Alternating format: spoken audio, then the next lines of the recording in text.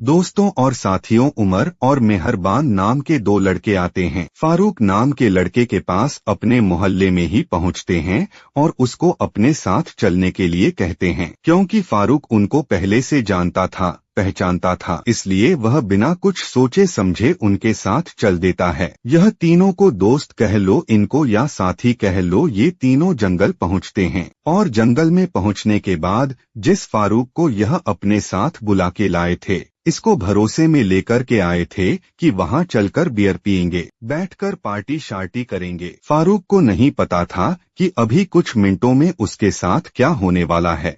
उसको नहीं पता था कि कुछ मिनटों में उसकी सांसें छीन ली जाएंगी, उसको गोलियों से भून दिया जाएगा। और फिर यही होता है, क्योंकि यह दोनों दोस्त उमर और मेहरबान जो थे, यह पूरी प्लानिंग के साथ आए थे। इनके पास तमंचा था और यह फारूक को मारने के इरादे से ही जंगल लेकर के आए थे और इन्होंने जंगल में ले जाकर के अपने काम को अंजाम दे दिया और फारूक को एक के बाद एक 5 गोलियां या मारते हैं। दोस्तों, इस बात की खबर जब फैलती है और इस बात की भनक जब घर वालों को लगती है कि उनके बेटे को जंगल में ले जाकर के 2 लड़कों ने मार दिया है, बात पुलिस तक भी पहुंचती है और पुलिस जाकर के वहां पर मौका मुआयना देखती है।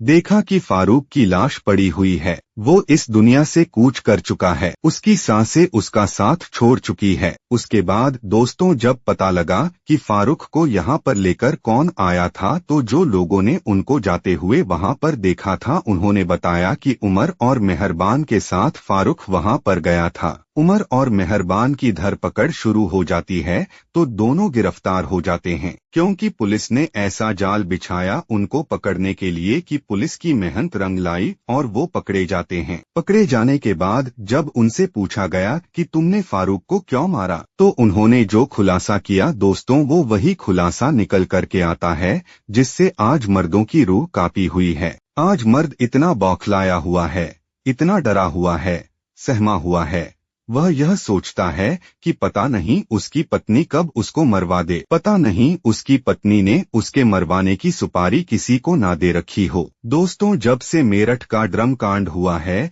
कि मेरठ में मुस्कान ने अपने पति को उसके टुकड़े करके ड्रम में डाल दिए, ऊपर से कंक्रीट और सीमेंट भर दिया। उसके बाद उसी मेरठ में एक पत्नी ने अपने प्रेमी के साथ मिलकर अपने पति का गला घोंट दिया और फिर उसके ऊपर सांप डाल दिया। उस सांप ने उसके पति को 10 से 12 जगह काटा और सब लोग यही समझ रहे थे कि उस शख्स की जो मौत हुई है वो सांप के काटने से हुई है। लेकिन जब पोस्टमार्टम रिपोर्ट सामने आती है, जब उसका पोस्टमार्टम होता है, तो फिर जो खुलासा हुआ वो बड़ा ही चौंकाने वाला था। उसकी मौत सांप के काटने से नहीं हुई थी, बल्कि उस शख्स की जो मौत हुई थी वो गला दबाने से हुई थी।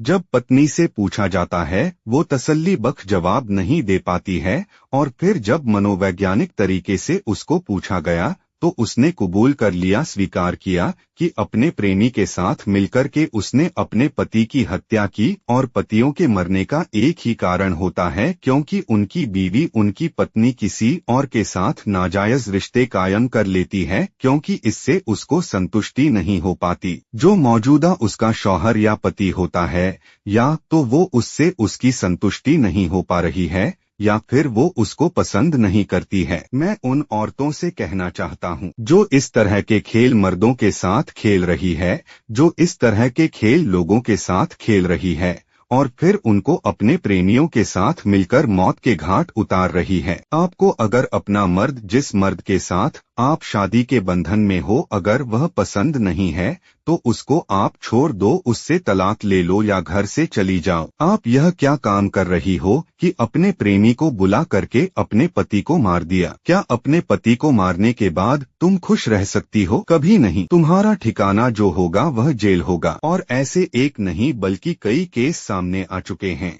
जैसे कि आपने देखा, उत्तर प्रदेश के ही एक जिले में के दुबई से लौट के आए हुए बेचारे को 6 दिन हुए थे और उसकी बीवी ने अपने भांजे के साथ मिलकर के जिस सूटकेस में वो अपनी बीवी के लिए कपड़े लेकर के आया था और तमाम घर में खुशियां लेकर के आया था, उस सूटकेस में भर के उसी में उसको मार करके उसकी लाश भरकर और दूर 50 किमी दूर फेंकी जाती है। इसी क्रम में एक पत्नी ने अपने पति को जहर देकर के मार डाला और दोस्तों न जाने कितनी बीवियों ने अपने पतियों को, अपने शौहरों को मौत के घाट उतार दिया। वजह यही कि उन्हें अपने पति से ना ही तो वो प्यार मिल रहा जिसकी वो उम्मीद करती थी उससे, और फिर उनके कदम बहकने लगते हैं किसी दूसरे मर्द के। मैं बात कर रहा था जो फारूक मेहरबान और उमर के, जो ये उमर और मेहरबान ने फारूक नाम के लड़के को मारा है। यह मामला है उत्तर प्रदेश के जिला बिजनौर के कस्बा किरतपुर मोहल्ला ढोलकियान का। दोस्तों, जब यह कहानी सामने आती है निकल करके, जब उमर और मेहरबान से पूछ होती है,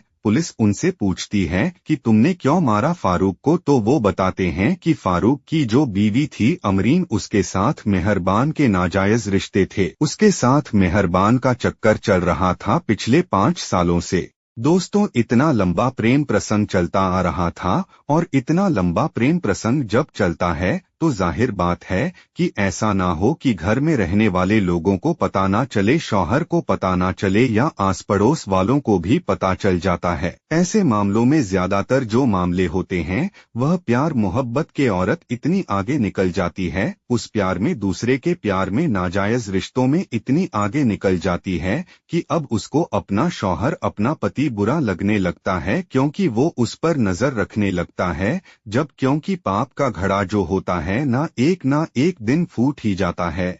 और यह इश्क और मुश्क तो ऐसी चीज है कि इनको कितना भी छुपाओ यह छुपती नहीं है। मुश्क यानी खुशबू आप लगा के आओ और सोचो कि यह छुप जाए, किसी को पता ना चले कि तुमने खुशबू लगा रखी है। ऐसा तो हो ही नहीं सकता। और लोगों के जो है वो जब नाक से टकराती है ना खुशबू, तो कोई भी कह देता है कि आपने खुशबू बड़ी अच्छी लगा रखी है। ऐसे ही इश्क होता है। इश्क में क्या होता है कि एक प्रेमी और एक प्रेमिका दोनों एक दूसरे के साथ मिलने के लिए बेचैन और बेकरार रहते हैं। पहले उनकी कभी कभी मुलाकातें होती है। जब वो कभी कभी मुलाकातें होती हैं तो फिर वो धीरे धीरे मुलाकातें बढ़ती चली जाती हैं, और एक दिन एक पल ऐसा आता है कि दोनों एक दूसरे के बिना रहने की कल्पना भी नहीं करते हैं, सोच भी नहीं सकते कि वो एक दूसरे के बिना रह लेंगे। अब दोनों, वही प्रेमी और प्रेमिका, एक दूसरे से मिलने के लिए तड़पते रहते हैं। उनकी ये मुलाकातें लोगों की नजर में आती है, यानी अगर प्रेमी प्रेमिका के घर मिलने आता है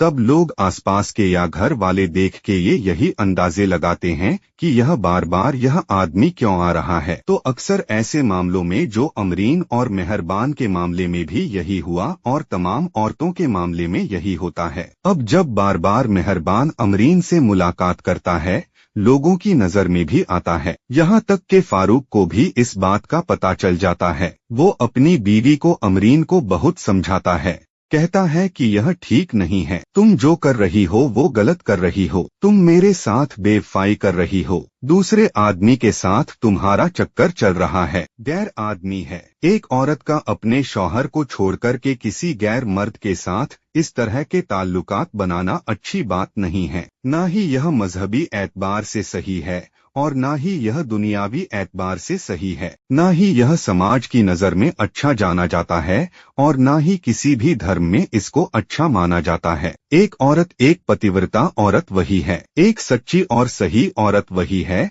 जो अपने शौहर की इच्छाओं को पूरा करे, अपने शौहर के साथ जिंदगी गुजारे। ऐसा नहीं था कि फारूक कोई नामर्द था, ऐसा नहीं था, बल्कि फारूक से अमरीन को 2 बच्चे हो चुके थे और दोनों बच्चे परवरिश पा रहे थे। फारूक जैसे तैसे करके अपने घर की गाड़ी को खींच रहा था और अपने बीवी बच्चों का पेट भर रहा था, लेकिन अमरीन की नजर तो मेहरबान से लड़ गई थी। अमरीन को तो मेहरबान अच्छा लगने लगा था, अमरीन मेहरबान से प्यार करने लगी थी। अब उसको अपने पति में, अपने शौहर फारूक में वो बात नजर ही नहीं आती थी जो मेहरबान में थी। इसलिए जब औरत बहकती है तो फिर उसको किसी का समझाया अच्छा नहीं लगता। दोस्तों, कहा जाता है कि इश्क में जब लड़का लड़की पड़ जाते हैं, खास करके जब बारी समझाने की आती है, अगर लड़के को समझाया जाता है तो लड़का समझ जाता है और अपने कदम पीछे हटा लेता है। लेकिन वहीं अगर इसी तुलना में हम बात करें औरतों की या लड़कियों की, तो इसमें परसेंटेज ज्यादा जो है वो औरत के फेवर में जाते हैं कि औरत कभी भी अपने कदम पीछे नहीं हटाती, उसको समझाया हुआ कभी भी किसी का रास नहीं आता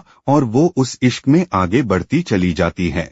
दोस्तों, यही हो रहा था अमरीन के साथ भी। शौहर को पता चल गया था, फारूक को पता चल गया था कि उसकी बीवी के कदम बहक चुके हैं। उसकी बीवी उसके साथ बेवफाई कर रही है। ऐसी बेवफा बीवी को कौन बर्दाश्त करेगा। दोस्तों, जिस मर्द को, जिस गैरतमंद मर्द को यह पता चल जाए कि उसकी बीवी उसके साथ बेवफाई कर रही है, वो उसको छोड़ के किसी दूसरे की बाहों में अपने आप को समर्पित कर देती है, उसकी बाहों में रातें रंगीन करती है, तो कौन ऐसा मर्द होगा, कौन ऐसा बेगैरत इंसान होगा जो यह बर्दाश्त करेगा। फारूक को भी यह बर्दाश्त नहीं था और उसने अपनी बीवी को पहले तो समझाया और फिर जब वो ना मानी, उसकी मुलाकातें यूं ही जारी रही। मेहरबान से मिलना जुलना यूं ही चलता रहा, तो अब उसने उसे मारना पीटना शुरू कर दिया। पहले बात की और बातों के जरिए समझाया। जब वो ना मानी तो अब उसने बल प्रयोग किया। उसने अपनी ताकत दिखाना चाहिए उसको और उसके साथ मारपीट शुरू की। इस बात को लेकर आसपास के लोगों में भी इस बात का पता चल गया कि यह लड़की बदकिरदार है, यह औरत फारूक की बीवी बदचलन है, यह गलत है। वक्त यूं ही गुजरता रहता है। दोस्तों, मेहरबान से अमरीन की मुलाकातें यूं ही चलती रहती हैं। अपने पति फारूक से वो पिटती रहती है, लेकिन अपने प्रेमी का साथ नहीं छोड़ती। इधर यह मेहरबान जो था यह भी शादीशुदा था। ऐसा नहीं था कि यह बिल्कुल कुंवारा था। कुछ दिन पहले इसकी शादी हुई थी, लेकिन इसकी बीवी टिक नहीं पाती है इसके पास। कुछ वजूहात, कुछ मामलात इस तरह के अपनी बीवी के साथ मेहरबान के रहे कि वो ज्यादा दिन उसके पास टिक नहीं पाई, उसको बर्दाश्त नहीं कर पाई, उसको झेल नहीं पाई और वो चली जाती है उसको छोड़ के। क्योंकि मेहरबान बीवी के रूप में एक औरत को महसूस कर चुका था, उसके साथ सो चुका था। उसको पता था कि ये औरत क्या बला है, उसको पता था कि औरत क्या चीज है, इसलिए किसी औरत की तलाश में था। अब उसकी नजर अमरीन से लड़ जाती है। अमरीन शायद अपने पति फारूक से खुश नहीं थी, इसलिए अमरीन ने सिग्नल दे दिया मेहरबान को और दोनों की मुलाकातें शुरू हो जाती है।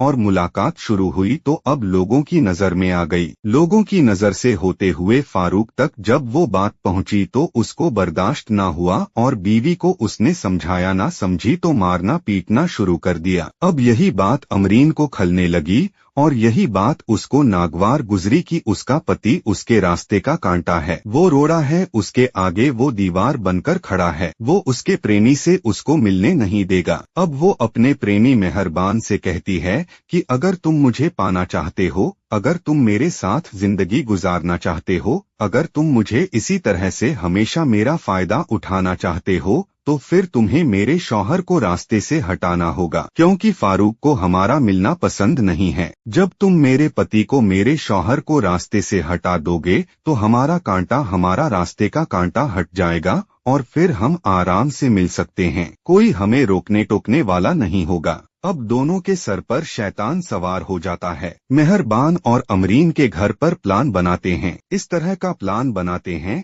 कि जैसे फारूक को मारने के बाद उन्हें कुछ नहीं होगा, वो आसानी के साथ आजाद पंछी की तरह आसमान में उड़ेंगे, खूब मौज मस्ती करेंगे, एक दूसरे के साथ जिंदगी गुजारेंगे। यही सोचकर तो एक कोई भी क्राइम को जब अंजाम देता है इंसान, तो वो यही सोचता है कि उसने जो प्लान बनाया है, उसने जो सोचा है, वही सब सत्य है, वही सब सच है।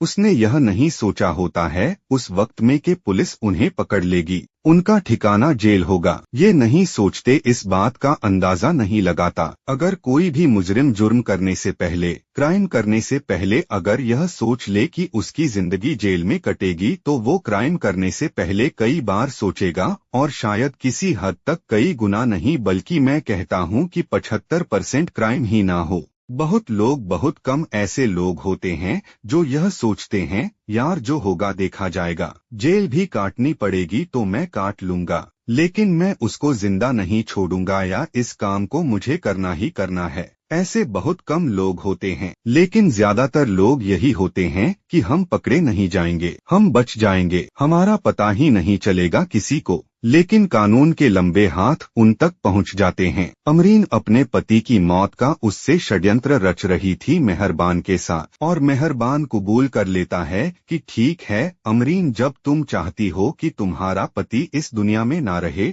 तो फिर मैं तुम्हारे पति को मौत के घाट उतारने के लिए तैयार हूँ। लेकिन मेरे पास तमंचा नहीं है, मेरे पास रिवॉल्वर नहीं है, मेरे पास पैसा नहीं है। अमरीन उसको पैसा प्रोवाइड कराती है, पैसे देती है, पिस्तल खरीदने के लिए, कारतूस खरीदने के लिए, तमंचे, यहाँ तक कि सुना तो यह भी गया है कि वो उसको जेवर देती है। कुल मिलाकर के लास्ट में सारा लब्बो लुबाब इस बात का यह है कि एक बीवी गैर मर्द के प्यार में अंधी अपने पति को मौत के घाट उतारने का पूरा प्लान बना लेती है मेहरबान के साथ, और मेहरबान तमंचे का इंतजाम करता है और फिर अपने दोस्त उमर को साथ में लेता है। उससे अपनी प्लानिंग बताता है कि यार मैं जिस औरत से प्यार करता हूँ वो औरत 2 बच्चों की माँ है, उसका पति हमें मिलने नहीं देता, उसका पति उसे बहुत मारता है, उसके जिस्म के निशान मेरी आत्मा पर लगते हैं। जब वो उसको मारता है और मैं उसके जिस्म पर वो निशान देखता हूँ तो मेरी आत्मा छलनी हो जाती है। जी तो करता है कि साले को जान से मार दूं।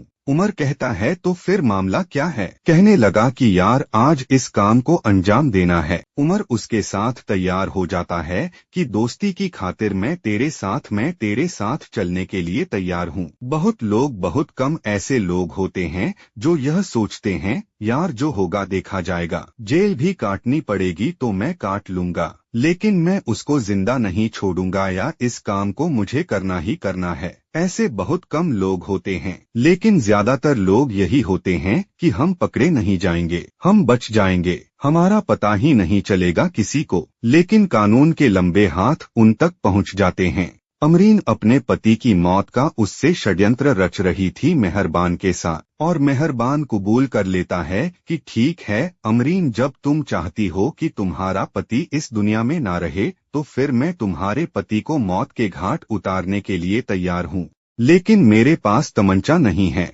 मेरे पास रिवॉल्वर नहीं है, मेरे पास पैसा नहीं है। अमरीन उसको पैसा प्रोवाइड कराती है, पैसे देती है, पिस्तल खरीदने के लिए, कारतूस खरीदने के लिए, तमंचे, यहाँ तक कि सुना तो यह भी गया है कि वो उसको जेवर देती है। कुल मिलाकर के लास्ट में सारा लब्बो लुबाब इस बात का यह है कि एक बीवी गैर मर्द के प्यार में अंधी अपने पति को मौत के घाट उतारने का पूरा प्लान बना लेती है मेहरबान के साथ, और मेहरबान तमंचे का इंतजाम करता है और फिर अपने दोस्त उमर को साथ में लेता है। उससे अपनी प्लानिंग बताता है कि यार मैं जिस औरत से प्यार करता हूँ वो औरत 2 बच्चों की माँ है, उसका पति हमें मिलने नहीं देता, उसका पति उसे बहुत मारता है, उसके जिस्म के निशान मेरी आत्मा पर लगते हैं। जब वो उसको मारता है और मैं उसके जिस्म पर वो निशान देखता हूँ तो मेरी आत्मा छलनी हो जाती है। जी तो करता है कि साले को जान से मार दूं। उमर कहता है तो फिर मामला क्या है? कहने लगा कि यार आज इस काम को अंजाम देना है। उमर उसके साथ तैयार हो जाता है कि दोस्ती की खातिर मैं तेरे साथ चलने के लिए तैयार हूँ। और यह औरतें दूसरों के प्यार में प्रसंग में पढ़कर के अपने शोहरों के, अपने पतियों के मर्डर करा रही है। इनके बारे में भी एक कमेंट जरूर करिए। फिर एक नई स्टोरी में मिलता हूँ, तब तक के लिए खुदा हाफिज। जय हिंद, जय भारत।